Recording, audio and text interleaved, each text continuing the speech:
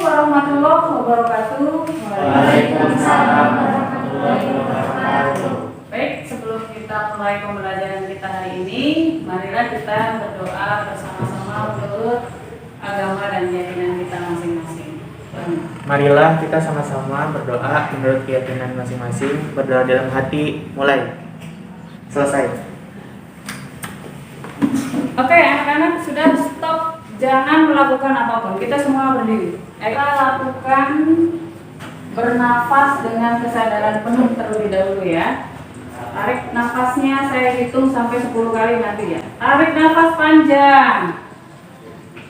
Keluarkan pelan-pelan. Nah, oke. Relax semuanya.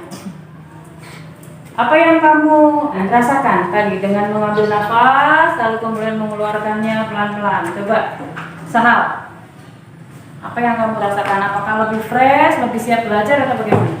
Lebih siap belajar. Sebelum kita belajar, kita lakukan dulu ice breaking supaya kamu lebih semangat lagi untuk belajarnya, lebih semangat lagi untuk mengeksplor pengetahuan kamu. Ayo, duduk dulu semuanya, duduk. Ya. Ibu ingin kalian membuat sebuah puisi akrostik. Puisi akrostik adalah puisi yang menggunakan nama kamu, ya, boleh juga nama teman kamu, misalnya Sahal seperti itu sebagai depannya gitu ya. Kemudian setiap kata harus menunjukkan sesuatu yang positif dari dalam diri kamu itu sendiri. Misalnya Sahal, saya anak pintar. Indri, silakan. Indah dipandang, nyaman dirasakan. Diam orangnya, ramah orangnya. Ingat selalu masa depan. Oke, tepuk tangan. Anak yang baik untuk masa depan yang cerah. Lebarnya negara ini, indahnya dunia manusia anak akan menjadi sukses. Oke, terima kasih. Ya, coba kamu perhatikan semua yang teman-teman kamu tadi sampaikan di puisi akrostik tadi adalah menunjukkan adanya sisi positif dari mereka ya. Sisi positif ini yang nanti bisa kita gunakan untuk memacu daya lenting kita, resiliensi kita ketika kita menghadapi masalah. Ketika kamu menghadapi masalah, ingatlah bahwa kamu punya sisi-sisi positif yang nantinya akan membawa kamu ke dalam penyelesaian masalah itu sendiri. Nah, sekarang kita akan belajar tentang peristiwa sekitar proklamasi kemerdekaan. Tujuan pembelajaran kita kali ini adalah kita akan bisa menganalisis kronologi peristiwa seputar kemerdekaan Republik Indonesia. Sudah bisa tergambar belum? Peristiwa apa saja sih yang terjadi sebelum dan sesudah kemerdekaan? Ya, silakan Raffi. BPUPKI. Oke, adanya sidang BPUPKI. Apalagi? Ayo, Ania. Adanya peristiwa Rengas Dengklok. Nanti silakan kamu lihat materi pembelajarannya ya, bisa kamu lihat di belakang, itu ibu sudah tempel. Kemudian bisa juga kamu lihat YouTube, atau bisa kamu lihat gambar-gambar, atau kamu bisa baca artikel yang sudah ibu bagikan di WA grup tadi. Oke? Ya, ibu beri waktu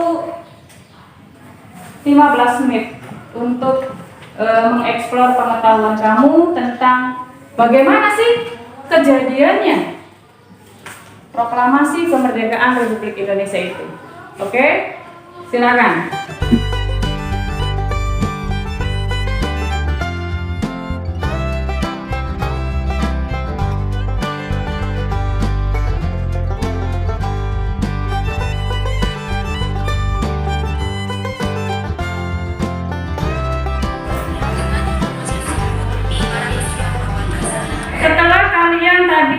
melihat videonya, kemudian mendengarkan dari YouTube, kemudian juga berjalan-jalan membaca artikel yang sudah Ibu tempel di belakang. Nah, sekarang mari kita urutkan kronologis dari peristiwa seputar kemerdekaan Republik Indonesia ini. Kronologisnya bagaimana? Kronologis itu urutan-urutan peristiwanya ya, kronologis. Urutan-urutan peristiwa berdasarkan waktunya. Yang pertama apa dulu? Jepang menyerah kepada sekutu. Jepang menyerah kepada sekutu. Bagus, Raffi. Kemudian yang kedua apa? Boleh semuanya. Peristiwa Rengas Dengklok.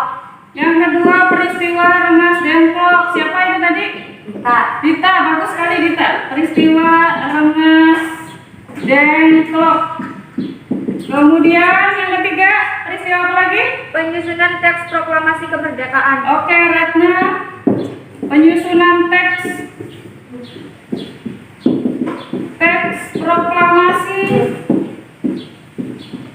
kemerdekaan. Berikutnya, ya Reza. Detik-detik proklamasi kemerdekaan Republik Indonesia. Detik proklamasi. Ya, nah ini tadi urutan kronologisnya. Nanti kita akan bentuk dua kelompok saja.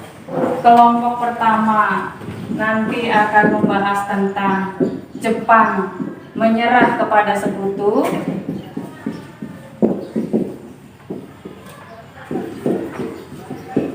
Kemudian kelompok yang kedua nanti akan membahas tentang peristiwa Rengas Dengklok.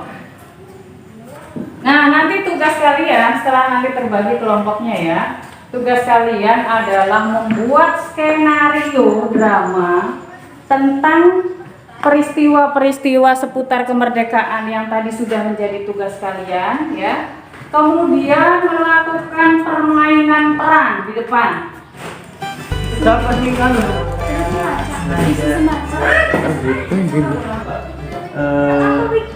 Sayuti itu kayak Berita tentang kekalahan Jepang sangat dirahasiakan oleh Jepang. Bahkan semua stasiun radio disegel oleh Jepang. Tapi tokoh golongan muda yakni Sultan Syahrir, Wikana Darwis dan Heru Saleh mendengar kabar ini melalui radio BBC. Syahrir yang sedang bingung memikirkan bagaimana cara kemerdekaan Indonesia tiba-tiba terkejut mendengar berita tersebut. Sultan Syahrir, Wikana Darwis dan Heru Saleh sedang mendengarkan radio. Apakah berita yang barusan dengar itu benar? Jepang menyerah kepada sekutu. Kita harus mendesak golongan tua terutama Bung Karno untuk segera memproklamirkan kemerdekaan. Betul sekali. Tetapi jangan sampai proklamasi diproklamirkan oleh PPKI. Kenapa kau berpendapat seperti itu? Karena PPKI bentukan Jepang. Kita tidak ingin ada campur tangan Jepang dalam proklamasi kemerdekaan. Lalu siapa yang berhak memproklamirkan kemerdekaan? Bung Karno sebagai pemimpin rakyat dan atas nama rakyat. Kesalahannya apakah Bung Karno setuju? Beliau kan ketua PPKI. Kalau beliau menginginkan naskah proklamasi tetap disusun oleh PPKI, kita apa saja dia. Kalau perlu kita Kalau perlu apa? Kita harus bicara baik-baik dengan beliau, guys. Ada apa yang Ada yang ingin ku sampaikan. Oh, tutup bang. Ada masalah apa? Saya mendengar bahwa Jepang telah menyerah kepada sekutu. Bagaimana kalau kemerdekaan Indonesia dipercepat? Apa benar itu Syahrir? Dengan demikian kita harus memanfaatkan kesempatan ini. Tapi siapa yang akan memproklamasikannya? Saya pikir Bung Karno lah yang pantas melakukan itu. Tapi kan secara pribadi Bung Karno adalah ketua PKI. Kalau begitu mari kita menemui beliau sekarang. Ada apa saudara-saudara datang kemari? Begini Bung Karno, Jepang telah menyerah dan kami minta dengan sangat segera untuk memproklamirkan kemerdekaan. Saya menolak. Ya, ada yang mau menyampaikan pendapat tentang apa yang tadi sudah ditampilkan oleh kelompok 1? Silakan. Taufik mau menyampaikan? Silakan, Raffi. Adegannya udah cukup bagus, cuman ya ada salah satu tokoh yang emang masih deg-degan atau masih Oke. kurang sama Menjulai gitu iya. ya. Oke, bagus. Mengenai adegannya sendiri sudah sesuai dengan fakta sejarah? Sudah. Sudah. Oke, tepuk tangan untuk kelompok 1 dan tepuk tangan untuk lagi. Silakan sekarang ditampilkan kelompok 2. 15 Agustus 1945, para pemuda mendesak golongan tua untuk memproklamasikan Indonesia gagal. Para pemuda lalu melaksanakan pertemuan di Jalan Cikini 71. Mereka lalu sepakat untuk menculik Soekarno-Hatta dan membawa mereka ke Rengas Dengklok. Bung Karno! Ya, ada apa? Ada, kami ke Rengas Dengklok. Mengapa saya harus ikut dengan kalian? Ini sudah jadi kesepakatan para pemuda, Bung. Kami akan membawa Anda dan Hatta ke Rengas Dengklok. Bung Hatta, Iya, ada apa? Anda harus ikut kami ke Rengas Dengklok. Mengapa saya harus ikut dengan kalian? Ini sudah jadi kesepakatan para pemuda, Bung. Kami akan membawa Anda dan Bung Soekarno ke Rengas Dengklok. Rombongan pemuda yang membawa Soekarno dan Hatta tiba di Rengas Dengklok. Bung Hatta telah sampai terlebih dahulu sebelum Bung Karno. Keduanya dibawa ke sebuah ruangan di dalam rumah Jiao Kie Song. Ada apa sebenarnya? Begini, Bung, kami ingin Anda berdua segera memproklamasikan kemerdekaan kita. Jepang sudah menyerah. Ini waktu yang tepat untuk memproklamasikan kemerdekaan Indonesia. Mengapa kau mudah percaya begitu saja? Jepang akan memerdekakan kita, tapi tidak sekarang. Saya tidak setuju dengan itu. Kami ingin kemerdekaan itu hasil jerih payah kita, bukan hasil hadiah dari Jepang. Ya, itu benar, Bung. Penampilannya ya, tadi terlihat bagaimana Soekarno, Hatta diculik oleh para pemuda. Sekarang saya minta kelompok 1 untuk memberikan komentar terhadap kelompok 2. Komentar dari kami untuk kelompok 2, mereka sangat mendalami peran yang mereka mainkan. Apa ya? Jalan ceritanya sesuai dengan sejarah. Bagus pokoknya. Ya, beri tepuk tangan untuk Ania dulu dong. Setelah tadi kita melakukan pembelajaran dengan cara role playing atau bermain peran, nah sekarang mari kita refleksikan. Apakah pembelajaran kita hari ini menyenangkan? Menyenangkan. Bagus. Kemudian mari kita refleksikan ke dalam diri kita. Ayo diambil bukunya, lalu kemudian tulis apa yang menarik dari pembelajaran tadi.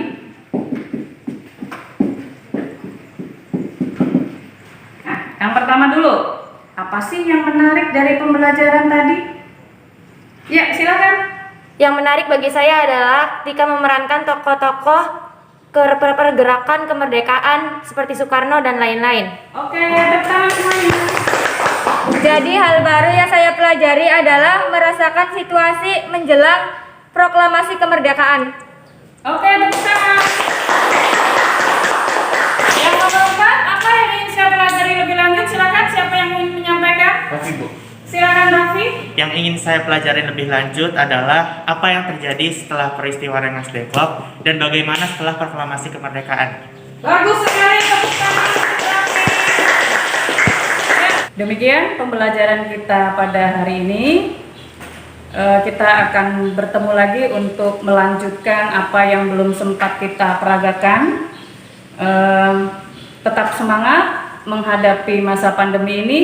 Selalu terapkan protokol kesehatan dimanapun kamu berada. Pakai maskernya, cuci tangan, pakai sabun, dan selalu jaga jarak. Oke? Oke. Baik, sekarang kita tutup pembelajaran kita dengan doa. Semoga apa yang kita lakukan hari ini bermanfaat dan diridhoi oleh Allah Subhanahu wa taala. Amin. Silakan Reja ditutup dengan doa. Sebelum pulang, marilah kita berdoa terlebih dahulu. Berdoa di dalam hati. Mulai. Berdoa selesai. Oke, Ibu akhiri. Wassalamualaikum warahmatullahi wabarakatuh. Assalamualaikum warahmatullahi wabarakatuh. Salam sejahtera buat kita semua. Saya akan melakukan refleksi aksi nyata pembelajaran berdiferensiasi yang terintegrasi dengan kompetensi sosial emosional dalam materi peristiwa seputar kemerdekaan Republik Indonesia. Perasaan pada saat merencanakan aksi nyata atau menyusun RPP, antusias karena menerapkan hal-hal baru dalam pembelajaran, yakni yang pertama, pembelajaran berdiferensiasi yang bertujuan untuk memenuhi kebutuhan belajar siswa yang berbeda. Kemudian yang kedua, pembelajaran sosial emosional untuk melatih pemahaman dan keterampilan siswa dalam mengenali dan mengelola emosi. Pada saat pelaksanaan aksi nyata, ada beberapa hal yang membuat pembelajaran ini tidak sesuai dengan ekspektasi saya. Yang pertama, karena adanya pembatasan jumlah siswa dalam satu kelas dan juga pembatasan waktu belajar selama masa pandemi, sehingga mengakibatkan apa yang tertuang dalam RPP belum terlaksana secara maksimal. Kemudian yang kedua, pada saat pelaksanaan aksi nyata, secara umum pembelajaran berdiferensiasi dapat terlaksana dengan baik. Siswa dengan profil belajar yang berbeda dapat difasilitasi melalui pemilihan sumber belajar yang berbeda. Kemudian yang ketiga, pembelajaran sosial emosional dilaksanakan dengan 3 teknik yang berbasis kesadaran penuh. Yang pertama adalah membuat puisi akrostik pada kegiatan ice breaking untuk melatih siswa menemukan sisi positif dirinya sebagai sumber resiliensi. Kemudian yang kedua, penggunaan model pembelajaran role playing yang melatih empati. Dan yang ketiga, membuat jurnal diri pada kegiatan refleksi untuk melatih fokus. Pembelajaran yang didapatkan dari aksi nyata adalah yang pertama, pemahaman terhadap perbedaan kebutuhan belajar siswa sangat penting untuk menentukan cara guru dalam memfasilitasi siswa, sehingga dapat lebih efektif membantu siswa mencapai tujuan belajarnya. Dulu, siswa mendapat perlakuan yang sama dari segi materi, sumber belajar, tagihan, dan lain-lain tanpa melihat perbedaan kebutuhan belajar individualnya. Akibatnya, hanya siswa tertentu yang dapat mencapai tujuan pembelajaran. Setelah saya mendapatkan materi tentang pembelajaran berdiferensiasi, maka siswa diberi kesempatan mengeksplorasi pengetahuannya dengan memilih sumber belajar yang sesuai dengan gaya belajarnya. Hasilnya, siswa lebih aktif terlibat dalam pembelajaran, penilaian observasi rata-rata pada tahapan cakap. Yang kedua, teknik kompetensi sosial emosional atau KSE bisa diintegrasikan dalam berbagai kegiatan pembelajaran. Pengalaman saya dulu, saya juga sudah melakukan ice breaking, tetapi hanya dilakukan untuk memecah kejenuhan, sehingga siswa lebih bersemangat dalam memulai pembelajaran. Kemudian saya juga sudah menggunakan model role playing, tetapi hanya untuk membuat siswa mengeksplor pengetahuan sejarahnya. Kemudian saya juga selalu melakukan refleksi, tetapi hanya dimaknai untuk mendapatkan umpan balik dari siswa untuk memperbaiki performa pada pertemuan berikutnya. Setelah saya mendapatkan pembelajaran sosial emosional, maka ternyata kegiatan ice breaking, kemudian pemilihan model pembelajaran, dan kegiatan refleksi bisa dilakukan untuk melatih sosial emosional siswa. Rencana perbaikan untuk masa yang akan datang. Yang pertama, konsisten melakukan pembelajaran berdiferensiasi dengan terus menerapkan pembelajaran berdiferensiasi dengan berbagai teknik sesuai dengan pemetaan kebutuhan belajar individual siswa. Kemudian yang kedua, lebih variatif lagi dalam integrasi KSE pada kegiatan pembelajaran.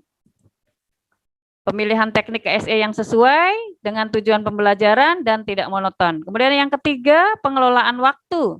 Perlu adanya penyesuaian antara teknik pembelajaran diferensiasi dan KSE dengan waktu yang tersedia dalam kegiatan belajar. Demikian refleksi saya. Semoga bermanfaat. Terima kasih. Wassalamualaikum warahmatullahi wabarakatuh.